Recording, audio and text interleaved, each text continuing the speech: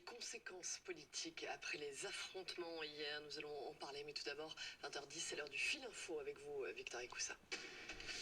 Les hospitalisations à cause du Covid-19 augmentent ces dernières 24 heures en France, mais moins de nouvelles contaminations, 11 000 en une journée, c'est 2 000 de moins qu'hier.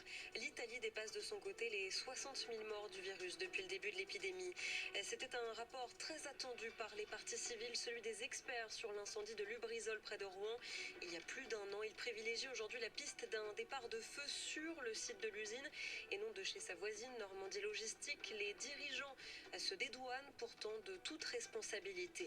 L'heure de la dernière chance à Bruxelles pour éviter un no deal, début de 2 jours de discussion pour réussir à trouver un accord commercial post-Brexit. Les négociateurs britanniques sont arrivés aujourd'hui, résultat d'un nouvel effort décidé par le Premier ministre britannique Boris Johnson et la présidente de la Commission européenne Ursula von der Leyen. Je ne pensais pas terminer ma carrière de F1 comme ça. Les regrets du pilote franco-suisse Romain Grosjean.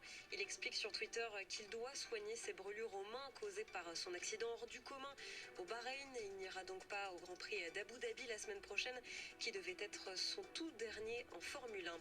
Ils étaient à un cheveu de la victoire en rugby. Les joueurs du 15 de France perdent contre l'Angleterre en finale de Coupe d'automne des Nations.